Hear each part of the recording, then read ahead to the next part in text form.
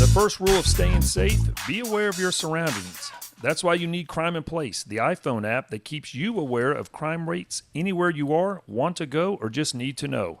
Nationwide, Crime in Place uses current FBI data for property and personal crimes, so it's always up to date. What's more, it's free to download. Just go to thecrimeinplace.com. That's crimeinplace.com. Stay aware, stay safe with Crime in Place. You know what, Howard? Yeah, Sean. You can make a statement and wear the flag proud. State Patriot is a clothing and apparel company on a mission to honor our nation and its heroes. While their blue line dry fit shirts with UPF 50 sun protectant have won my heart, State Patriot also offers a variety of patriotic gear designed to support all first responders and our military, and we need that big time right now. Check them out on Facebook and Instagram at State Patriot or visit www.statepatriot.com and use promo code STICKS, and that's STICKS, for 20% off your purchase. Hey, you know what else they make? I'm excited to have them as a new sponsor, by the way. Yeah, no, they make a shirt that says nurses are like badasses too. No, seriously, all first responders, obviously a lot of conversation about what's happened, you know, people coming home from Afghanistan and things that are going on. 9/11 anniversary's coming up. Everybody's important. Yeah, everybody's important. Lots of support for our first responders and military. Well, hey, Sean. Sir. You've been on a gang unit for a while, huh? I was in there quite a while, yes. How long were you on a gang unit? 14 years, actually. A little over 14 years. In the time that you were in the gang unit, how many females did you have in the gang unit? I actually had one. Just only had a couple apply throughout the time, but I had one, and she ultimately ended up leaving our unit and going on to the robbery unit. Huh. Well, guess what we have today? Is she on the episode? Yeah, she's going to be on the episode. Not your gang person, but we have 2 female gang unit officers on. Nice. And guess where they're from? You're right. It's Vancouver. Vancouver. That's right. It's Vancouver. And we're talking Vancouver north of the border. Yeah, we're talking Canada, man. We're Okay. talking up there, the other border that no one really, I mean, that's the one. They're more worried about Americans coming in than we're worried about them coming in. That's true. That is so true. today we have Detective Sandy Avelar. Did I say that right? And I'm going to completely butcher. Oh, it was, no. It You was got the bank wrong, got the name wrong, everything's wrong. in Anisha Pahar. Did I get that right? No, it's Anisha Myette. She got married. Oh, That's not we were on honeymoon this week. Yeah, I remember that. We could see the wedding ring on actually here in the video. Well, ladies, we are happy to have you, even though I butchered your name. It's a common occurrence with my redneck voice. So we're lucky to have you here today, especially since this is kind of new to us. We've got some police that aren't from our country. Yeah, no kidding. I mean, we've been fortunate. We talked with a former federal prosecutor, now a criminal defense attorney down there in Puerto Rico. That's still America. So we went to I know it's not the U.S. Right. It's a territory. Come on. It's true. That's right. But now we are in another foreign country to the north. So thank you so much, guys, for being with us. Thanks for having us. So this is Sergeant Avelar.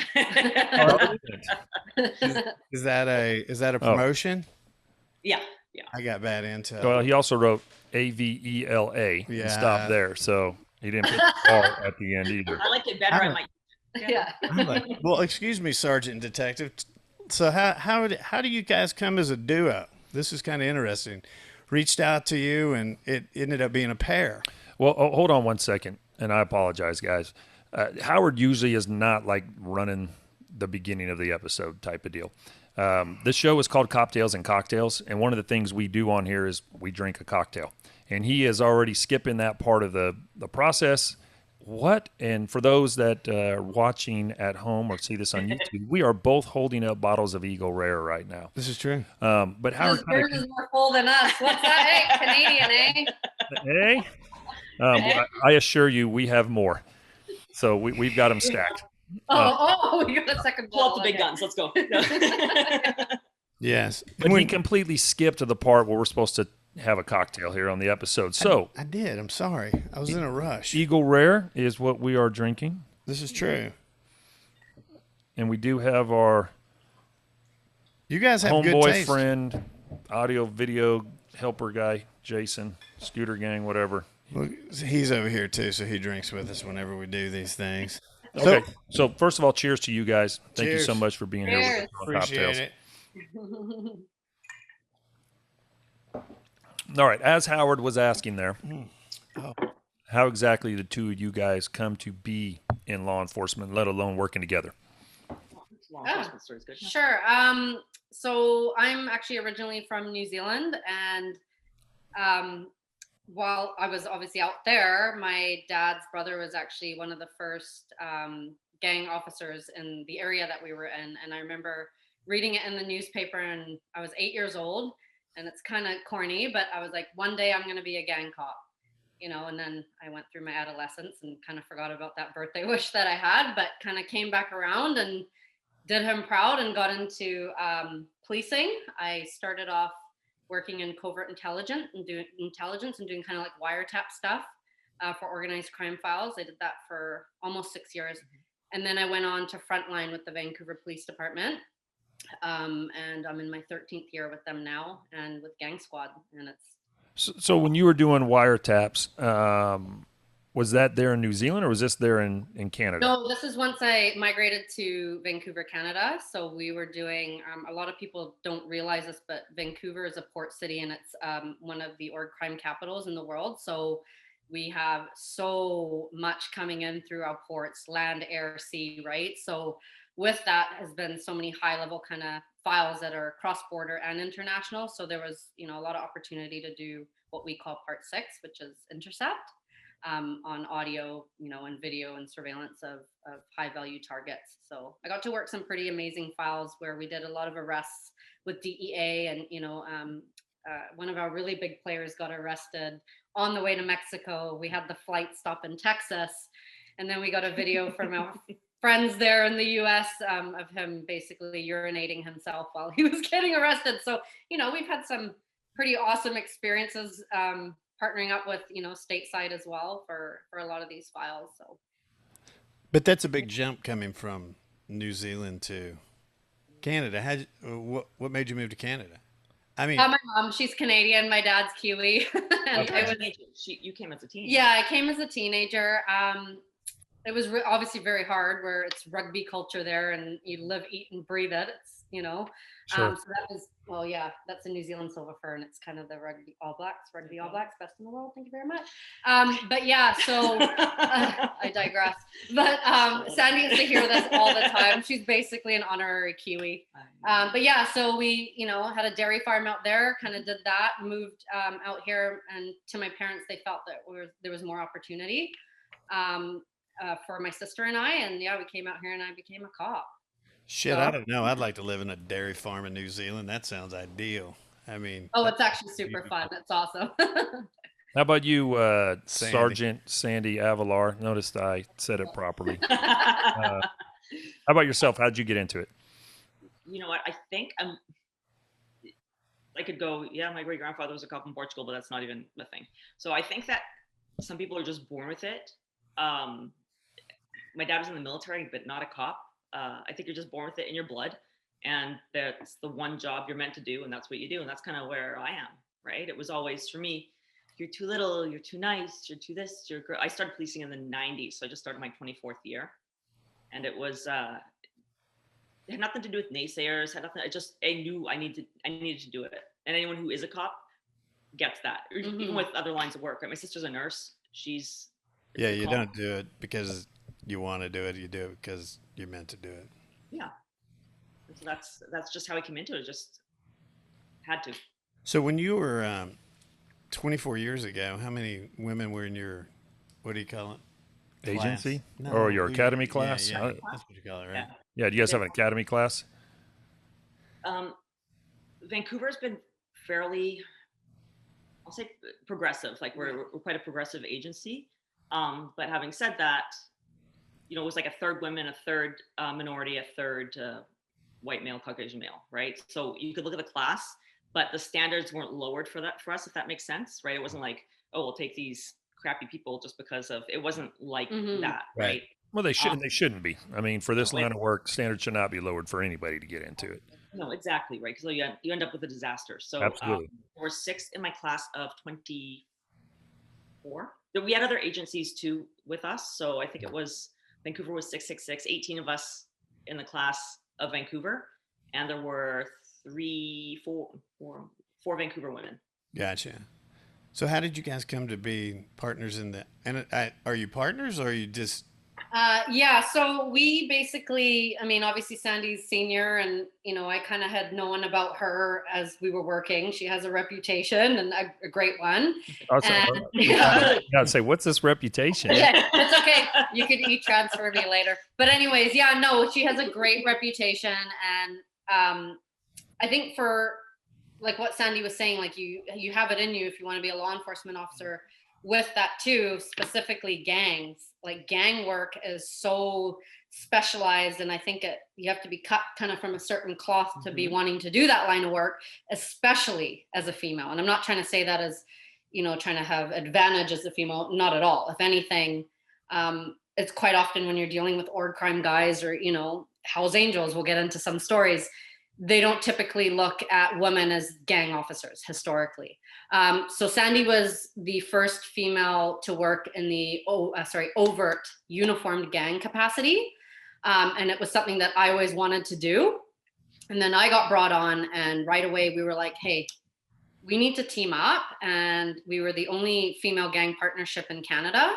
And it proved to be absolutely amazing for us. We got a record number of informants, between the two of us. It was very interesting pulling over, big burly bikers, and then it would be Sandy and I flanking the car and walking up, and they're like, holy shit, right? But it doesn't register. But it was good in a way, because I think they would initially think there was a certain way they could talk to us, and they were very quickly corrected. So we ended up kind of gaining a bit of a reputation. We were the brunettes in that world, and I'm like, we could have worse names, so we were fine with it. There are other names. Yeah, there are other names. What's the other one? Did you guys get like Charlie's Angels or any of those type of names? Which one? Charlie's Angels? No, I don't. No, nobody took advantage of that, huh? No, it's always a hammered person at the bar, but not a gangster. It's like, yeah, we got some cross-eyed marriage proposals while we were arresting people. Some of that stupid shit. And we're like, really? Yeah. But so we linked up, and it was an awesome ride. It worked. And then after a quick break, we'll be right back with more cocktails.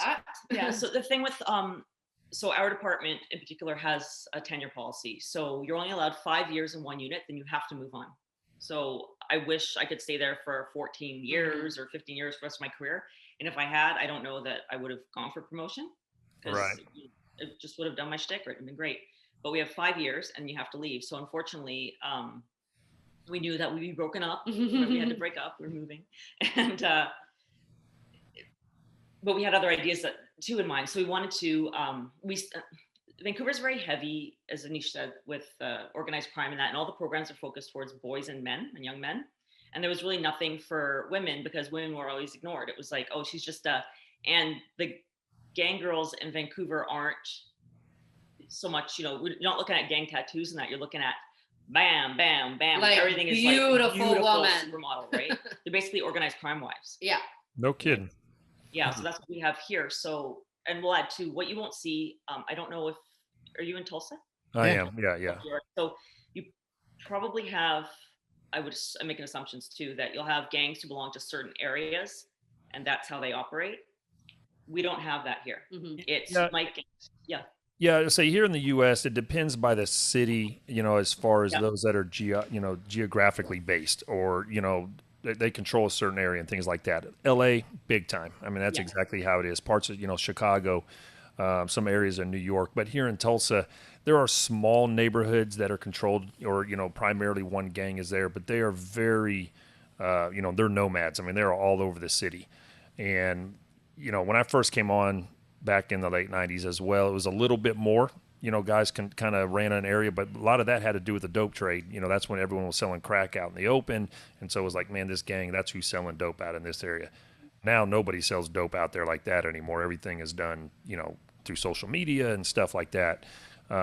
So yeah, ours are very similar to them like that there in Vancouver. They're just very fluid and float everywhere. Yeah, right. So that's exactly what we're looking at. So Anisha and I want to start a program that was geared towards girls. It started out with just presentations and just talking about what we knew, and hopefully using what credibility we had to say, listen, like, we're not reading this from a book. We saw this, we talked to people, and not informant stuff, right? But just, this is what we know, this is what we're told. And the girls didn't have a voice because it was sit there, look pretty, shut that up, right? But it's funny because, you know, Sandy and I would walk in, and like a lot of the male officers, these girls are like 10 out of 10. They look like models, right? And we do walkthroughs of bars and restaurants, which is where a lot of gangsters want to flash their money. You know, it's image oriented. And we'd walk in, and there's these gorgeous 10 out of 10 girlfriends with these guys, and they're sitting there, and a lot of the officers wouldn't necessarily check the girlfriends. You know, they'd just be like, okay, some hot chick, she's got her cleavage out, you know, like, in all honesty. And, you know, Sandy and I were like, no, they're getting checked, and we'd ID them. And funny enough, the girls would have firearms trafficking history, drug trafficking history. How many loaded handguns are found in their pretty Louis Vuitton purses? And we thought, wait a second, you know, and I'm sure you see that there. It's like, what is more powerful as well on the intel side than pillow talk, right? Between a girlfriend and the gangster who's high on Percocets at night and divulging everything about the gang world. So, yeah. No, that's it. I want to hear about your guys' informants. You know, you guys saying you had, you know, so many of them. And that makes any good dope cop, gang cop, you know, guys that are working, you know, investigative units, makes them look good. If you have a good couple of informants, you look like a super cop compared to the rest of the guys in your squad. And every one of the guys that I work with, they have a solid ass female as an informant, because that's exactly it. If you're a good looking female and you're in the gangster world, these dudes want to tell you everything, because that's what it is. Just like you guys said, it's all about image. You know, it's like, hey, I'm selling this much dope. I got these guns. I shot at this guy, this and that. And they tell these girls everything. Or we even regularly will drop a number to some of these girls when you stop them on a car stop and you know it's this dude's baby's mama or, you know, a girlfriend. We're like, hey, you know he's fucking around on you. And she gonna get pissed. When you catch him, when you get mad, you holler at me. And I'm telling you, it might be 6 months later. If they have that number, they'll holler at you and they'll tell you, hey, you know, you were right. I caught him, you know, fucking around with this other girl. And then boom, they want to tell you everything. They know the dope spots. They know where the guns are at. They know about like bingo. That's exactly. It's the best. It is. And I mean, you hit it right on the head. Pillow talk. That's literally the exact words we use too. Is that pillow talks would get you in trouble, and vice versa. We tell the guys that are our informants, you know, when we catch them and they start working for us, we're like, listen, we're never going to tell anybody you're an informant, you're a snitch, or whatever the term it is. Don't go tell your girl where you're laying in bed. Don't tell her, because the first time you get caught messing around or you guys split up, she's going to tell all your homeboys. It's the same thing. And then you're done. Yeah, then you're done. Exactly. So let's talk about your informants. Let's talk about the undercover work you've done, because we really enjoy that. That's some of our favorite stuff, you know. We've had a couple of female undercover agents that worked Vice, and they've always been kind of set up as the pretty girls. I'm sure you fine ladies were set up as the pretty girls as well. Am I correct? The funny thing about the old process, so I was in Vice for a couple of years there, and I did undercover. Let's call it undercover light. I was no, you know, deep narc kind of let's call it. You didn't grow a beard and have some cut off shorts and stuff. Well, I didn't have to shave. Yeah. I said it in Portuguese, right? No, I did that for about 7 years, and it was the Vice street stuff, the online stuff, welfare fraud, drug stuff, of course. So that's the kind of stuff I did. What's welfare Nothing fraud? serious, like too deep, right? What's welfare fraud? So what we're having a problem. This is probably back in 2003-ish.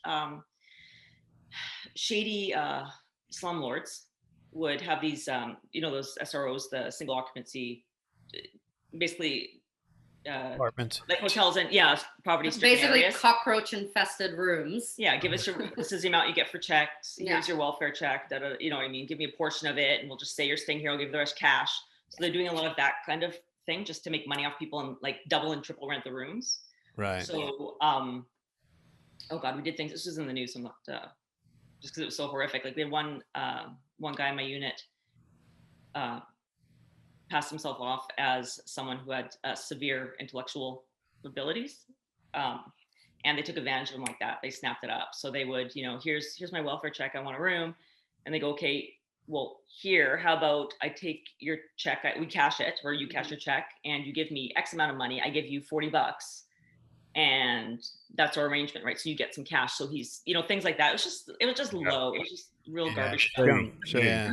Those living conditions they're disgusting. Oh, it's gross. Everybody has them, right? They're just disgusting. And you start messing with the government and the money. Yeah. Right? Especially when they're put out there as being, okay, this is your purpose, right? Yeah. So that's the kind of welfare fraud we did. Gotcha. These owners of these hotels that use that term. Well, you were talking earlier about it being a big port city, and so lots of smuggling comes through. You guys get involved in a lot of that, and I'd like to hear about the guy peeing on himself. That's always something we enjoy hearing here on Coptales and Cocktails. Yeah. So, being a port city, and we're kind of in a situation where we don't have it closely policed. I don't think it's a secret. I think it's quite, we're very vocal, Sandy and I, about how absolutely ridiculous that is. We used to have ports police. We used to actually have ports police, but we don't have ports police anymore. So that's gone. So with that, it's like a free for all, right? With you got to think for the amount of containers that actually end up getting checked by customs, and they're doing as much as they can with their resources. How many are actually getting through with, precursors, fentanyl, cocaine? Fentanyl is a huge problem.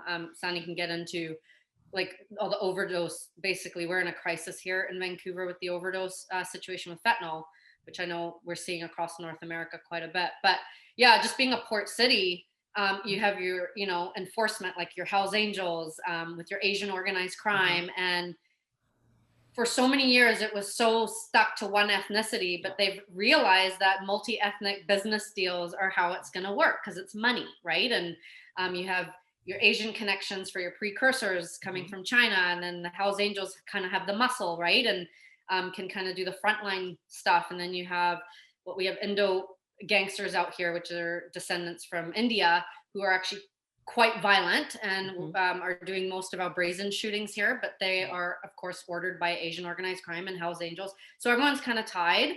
And it's just been absolutely insane. Like, yeah, you can't even the files. You know how we're always how many steps behind, right? Yeah. You don't know what's happening until after it's happened, and then one guy goes down, you cut the head off the snake, we're all celebrating, we're having our after shift pops, and the next day there's the guy even stronger that's taken over, and it's like, did you say after shift pops? I think that's what she said. What is that? That's Coke, Zeros, and Sprites, of course. Of course, yeah. To debrief, but Canada Dry. Yeah. Canada Dry, yeah, there you go. So, I'm a gin.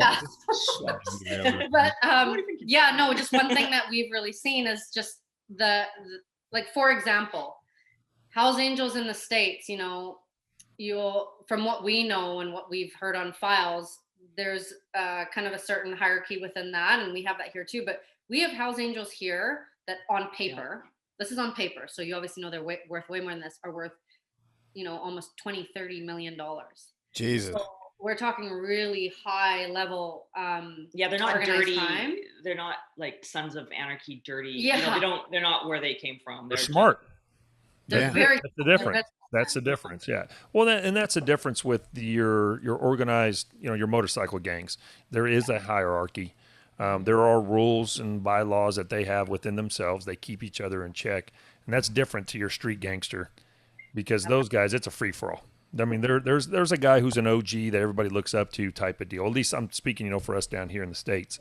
But your motorcycle guys are very organized, and we have, clubs, gangs, wherever you want to call them here in Oklahoma. We rarely ever deal with them because they keep everything under wrap. I mean, yeah, you see them because they've got their vest with their rocker and all that type of stuff on that advertises, hey, I belong to this group. But as far as criminal activity, they keep everything under the radar. Now, they don't have the open air violence like our street gangsters do. And is that something different you guys have up there? Do you guys have, that type of violent shootings and things like that involving your motorcycle gangs? Yeah, it's more, from what we know, what we know, right? It's contract based. Mm-hmm. So it's not so much, a couple guys rolling up on their bike. Yeah, it's not like that. It's like, this is so-and-so. We need him dead. This is how much. Who wants it? So Oh, that's like John Wick. I've seen that movie. That's a good one. You know what? It's a great Exactly. movie. We've actually, and this is like information that we can share. It's not Secret squirrel. hold back at this Yeah. point. It's kind of come out, but you know, we've had like informants and situations where they have WhatsApp group chats of up to 100 guys that are on these chats, and they're hitman chat groups, which is absolutely insane. Jesus. And it But yeah, doesn't- they'll put out a picture and a price tag, and then it's kind of a first come first serve, and you'll just respond with a check mark. What's that's the, like the what are, contact. what are the prices on these people? Oh, 100,000, 50,000. Yeah, We've same had as it. anyone. That was Mr. and Mrs. Smith. Yeah. Wasn't it? They did that kind of stuff. Angelina Jolie and what's that handsome dude? Brad Pitt. Brad Brad Pitt. There you go. Howard Dawes. Yeah, shocker that the two girls in Howard knew Yeah, who Howard I was thinking of Dawes. when I said Howard. When I said People tell me I attractive look guy. like him all the time. That's Get why. confused, yeah. I understand. So you've done a lot of interesting work with kind of females that are in gangs and trying to get them out of gangs, turn them into informants. But more than that, just kind of you're kind of unique in the fact that you've been more female centric, which I think a lot of police officers are more male centric when it comes to the gangs. Can you talk to us about that a little bit? Yeah, I think But- too, first impressions are how you look, whatever. So, I mean, we, put a couple ponytails on. Yeah, my nails are done. And sometimes, honestly, that could be the conversation starter. Yeah. Like, oh, I like your nails, right? And you're like, oh, do you now? Let's not, just have a regular chat about where you get them done. And it leads from there. So this whole, the stereotype of that old, very, not that there's anything wrong with women who are masculine, but that's not us, right? It's not us. It's very obvious that's not us, right? Yes, So I for think- those for those that are not watching this on YouTube, that is definitely not them. These are both very attractive. Seriously, I mean, long, dark-haired brunettes. Physically in good shape. They take care of themselves. Yeah, what? No goiters for sure. But so you guys go up to these girls and 10 out of 10 at these bars. Are you guys in street clothes? Or are you in? What are No. you in when you go and approach these folks? We're in the overt unit. So our gang crime unit was revamped in 2013, and it turned into a 7-day-a-week coverage, and coverage nightly and whenever else we needed it. So we're full uniform with the outer vests, the usual gang crime Right. unit, and that's what we wear. It was full uniform, no hiding who we were. And our whole thing is, if you don't know our full names, if you don't know, us, if you don't know, honestly, where we live, what we're about, we're not doing our job, because we haven't been enough of an irritant for you that you need to find out more about us. But That was our thing, right? There's no hiding. We are what we are. We don't need to hide. We're not doing crime. They can hide. Exactly. And it was awesome hearing from other agencies and wiretap files that gangsters would be talking to each other on the phone about us and like our walkthroughs and, oh shit, those girls came in and fuck, they did this, and they ripped us, and and that But you have stuff. to explain bar watch, restaurant watch then, because it's, Okay. it's so different. So for we us, do have a program here that is amazing, and a lot of rest of Canada is following suit. It's called Bar Watch, Restaurant Watch. So we as police are in an agreement with each establishment, right? They're obviously a private business, high-end restaurants, nightclubs. And it's a public safety initiative. And we've basically signed an agreement with them that we will act on their authority to basically approach anyone who's within their establishment. If they are either a gangster, a gang associate, have firearms history, for-profit drug trafficking, and violent offenses, if they fall into all five, or even one of those categories, they're out. Get out. We get to escort them out. We get to embarrass them. Pay your bill. We don't let them finish leave. their freaking whiskey. We make a scene, right? The whole point is we want to take away They that choose to make glamour. a scene. They Yeah. choose to make a scene. We try to take away that whole Yeah. glamour element, Mhm. which is obviously huge for these guys. And we are like, well, no, you don't get to sit next to that lovely family. Or those people visiting from Tulsa, Mhm. enjoying their steak and wine, and you don't get to be in here because you're a risk, Yeah, no, right? and the bar's the same. You don't get to be Yeah. in our bars.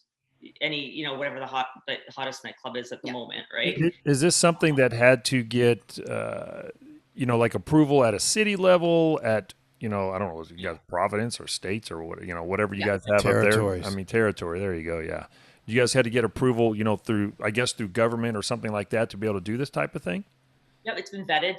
City legal has looked at it's been in thoroughly before we implemented it. It was No, that's great. You know, and We have to be able to refer to, like, if they refuse to leave, we have to be able to refer to a criminal code sure, offense. So then it's like, okay, well, you're technically now trespassing, so now you're under arrest, and they don't want that, right? So they'll usually leave. just move on. Yeah, Yeah. you know, lots of places here in the States we've had, for us it was called gang injunctions, and Right. it was the same type of deal. You know, if you got two guys that are both ex-convicts, they're from a gang, they're hanging out together, they're in a certain area that's known for gang activity, you can, you know, move them on, arrest them, and things like that. Unfortunately, here in the States, we've had a lot of turns, I guess, in allowing proactive police work, and a lot of bad guys are quote unquote victims.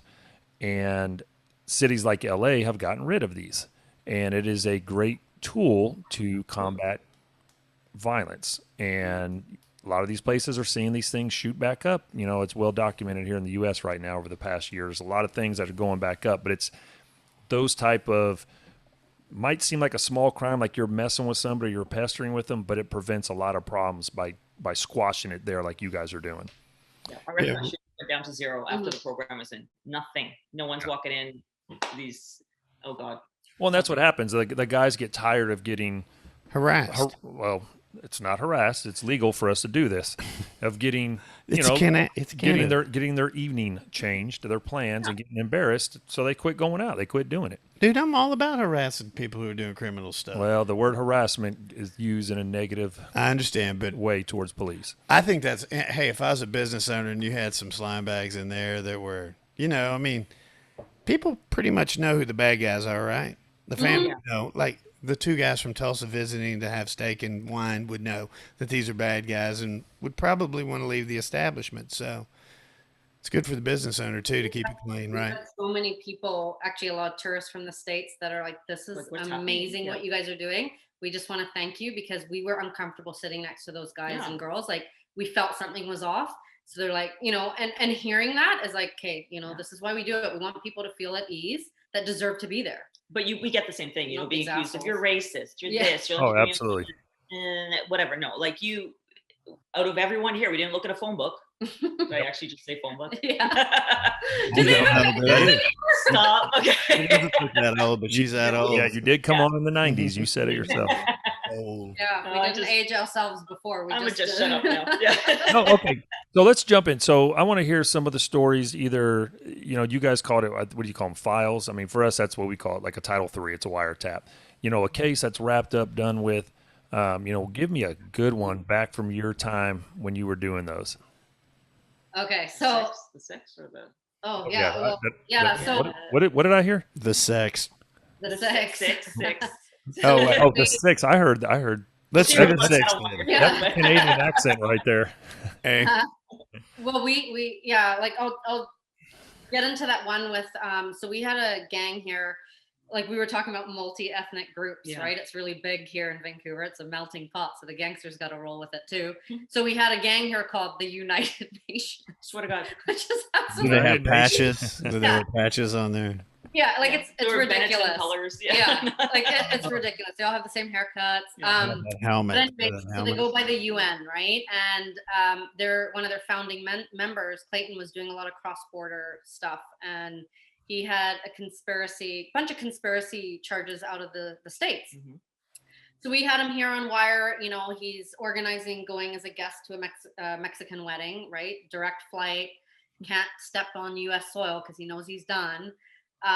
So, you know, we made a couple of phone calls and had our friends, basically the plane got diverted because I think weather was really bad, right? Those 747s just break down all the time. Yeah, on I mean, stopovers yeah, in Texas. so Yeah. yeah, I think there was a leak or something. So anyways, they landed in Texas and there's this huge guy at the airport that has him in cuffs, and we get a phone call, and it's basically a picture of this really hardcore UN gang member with his khaki shorts are completely, he urinated himself. And again, we had after shift pops and celebrated a little bit, and it was just a really great day because it's just, I think it's little things like that. He's trying to get out now. Yeah. I mean, he's been there. Was he on the cover of Rolling Stone? He was. Yeah. He actually I don't know. kind of became a pseudo celebrity because you know how media. Is his name Justin Bieber? No. You have to be sweet. Keep on trying He to give them kinda to looks you. like You keep him on now. pushing them back this way. Yeah. Canadian kingpin we're talking about, right? You guys can have that one, but Hey, yeah, he's actually in concert here in Tulsa next year, and I'm not gonna lie, we have tickets. So I'm not gonna lie, he you're is a believer, are Tulsa. you? Um, A So believer. no, you said this guy was actually on the cover of Rolling Stone. You make the cover. Yeah, or he had a story in the Rolling Stones just about his experience, and he's trying to get out because he's found himself, and Oh, of course. Yeah, we It's easy to find yourself in Yeah. prison. you Did you say because he's pregnant? What did you say? No, well, maybe, I don't know. We didn't divulge any of that. I said it's easy to find yourself in prison when you're in a little box. oh right, yes, Turn around and you're still there. yeah. A lot of people find themselves at the 16-year mark of their sentence, but yeah, no. And then we actually had a pretty Yes. sad, very public execution that had happened here in a high rise in a city called Surrey, BC. It's called the Surrey Six. That's what you were hearing. So us our suburbs say. too. It's in Vancouver's a little different structurally, from my Mhm. understanding of talking to everybody. It's like Vancouver, and then you don't take like a long highway to go somewhere else. It's like Vancouver, and then boom, your next city's here. Then you're boom, the next city's there. So everything is Your very municipalities, close. Yeah, yeah. you could stand on both in two cities at the same time. So there isn't a big distance between cities here. So Yeah, and so this one city, Surrey, there was a high rise, bunch of drug dealers in there. Opposing gang comes in, and unfortunately, a young kid, he's bouncing his basketball down the hallway. The assholes hear it, yank him into the room, and shoot him in the back of the head. Jesus. A really young, sweet kid. His mom's quite a big, huge advocate now. Yeah. And then an older gentleman who was Fixing a fixing fireplace. fireplace, yeah, in another suite, kind of heard the commotion. Was like, oh, what's going on? They yank him inside, execute him. So, not to say that anyone deserves to go out that way, but especially these two innocents. plus the Yeah, we were others. really obviously I have to go to as the a community restroom, so we're gonna disgusted plug in by a the commercial whole right thing, here. and it became a huge, huge file for us with Dragged Mr. on. Big, lots of undercover stuff that went on, and the stuff that we heard on wire was actually quite crazy. But yeah, a couple guys got convicted, and unfortunately, the head of the snake that organized the entire thing got off on technicalities. It was a stay of proceedings.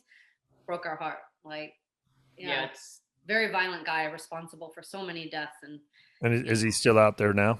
I mean, he's still. he's getting out very soon. Yeah. Gotcha. So I want to go back to you just hitting, talking about the files. It sounds like you guys can get wiretaps fairly easy up there. Is that so No. or no?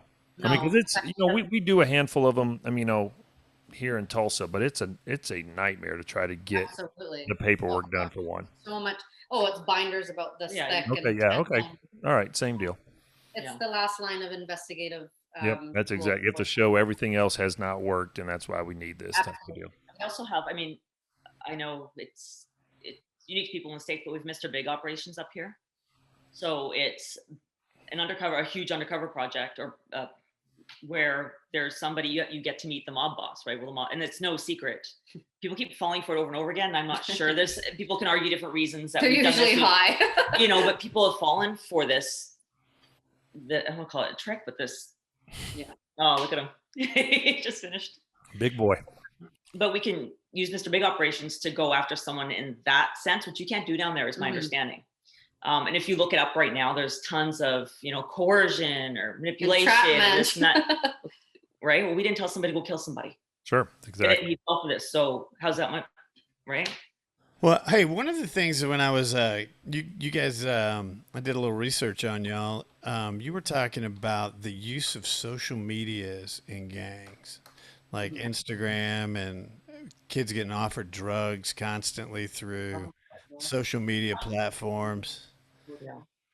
That's something I think maybe some of our listeners like to hear, because I mean, heck, I got daughters. He's got daughters. I mean, we think we're kind of cool and we understand technology, but I know we're a little bit behind. I mean, we get weird things in our DMs every once in a while. Howard's very, very knowledgeable about OnlyFans. Yes, I've heard of it. Yes. That's it. So, And for $5, you can see me on there.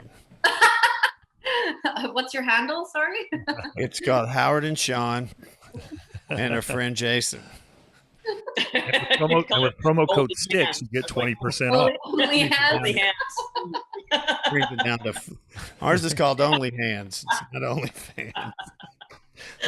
Too many. Yeah. So that's what we do here. No, but social media is kind of, I mean, that's where a lot of kids are getting trapped. That's where a lot of people are getting sucked into gangs, right? Well, absolutely, right. And we use the term gangs just like organized crime. So we mix them. You hear us, one doesn't mean different from the other to us because that's what we know. Shitheads. Right. Yeah, right. So one of the things that I think parents don't realize, or I think there's something in us that goes, no, girls are inherently good. They wouldn't do, No, girls are evil too. They're evil. They will do things to make money and they're worse than guys sometimes, right? So we tell parents, and we do, we have a program called Her Time. And so we go out and do law enforcement talks and talks to communities, students, that kind of thing. So one of the things we say is, listen, if your daughter who is in grade 8th grade for you guys, meets a girl who's in grade 12, why is that a normal relationship? It's not, right? Why is your daughter all of a sudden going, it's not because this grade 12 wants a new BFF. No. She wants something from her. What is it? Absolutely. Right? Yep. So if he starts taking her to Airbnb big mansion parties, which is a thing here, a big thing, right? You need to ask some questions. Yep. And that's one of the topics we bring up with the girls, where lie to get out. It's okay to lie in certain circumstances, and that's okay. But know beforehand what's happening, right? Yeah, you want to be, if someone's telling you, oh, you're so pretty, you're so much prettier than all your friends. Yeah, or are you hanging out with them? You should hang out with me and my friends. We're so much more sophisticated than them. Come be with us. Oh my God. Yeah. If you're just starting school in grade 8, imagine hearing that. Yeah. You're just like, you already feel like, oh my God, you're so self-conscious as a teenager and as a girl anyway. You're going, oh my God, like I could actually fit in somewhere. I'm not, they see this in me. I feel great. And they go, you have a problem. Because when she's gone to the Airbnb and she's been sexually assaulted by multiple guys who are part of this organized crime group, right? Oh, now your daughter's being blackmailed. I'm going to show all your family because look at you. You're right? So they say you got to keep doing this in order to, you want these pictures out. We've got all this stuff. Nobody wants to know you're doing this. That's fucking shitheads. That's horrible. That's exactly. And we've seen a lot of cases like that. Like it's been disgusting. And girls as young as 12, 13. Yeah. There's one girl too, right? She's being offered money by these gangs and she's in high school. Why is a high school girl wearing red bottom shoes and holding a Gucci bag? Why? Those are Louboutins, right? Yes. I think that's how you say it. I can't afford that on my salary. Yeah, good for you. Okay. I like wearing mine though. They're comfortable. Very comfortable. Hey, so we have about 5 minutes left, and during that time, I'd like you to give some parents some pointers on what they can do. I mean, you can't look over your kid all the time. I mean, Sean and I had daughters. We taught them to make good decisions most of the time.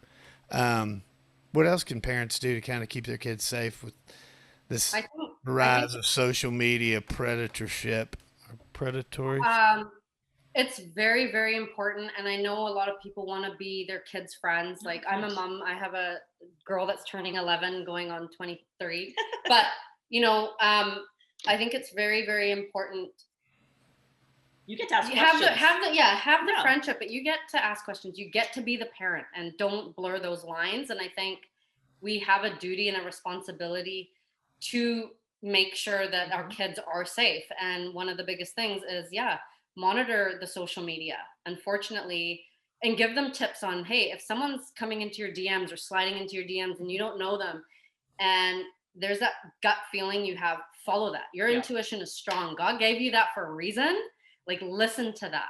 And don't ignore it. And if there's anything that confuses you, if you don't want to come talk to us, go talk to a responsible adult that you feel you can trust. And we're really big on that. We're like, hey, not everyone wants to talk to the police. We get it. We get it. But find someone trustworthy, whether it's a school counselor or a teacher or a nurse, and Yeah, you know. Any of us do, right? And I think the biggest thing is like, it's okay to monitor. It's okay to be a parent.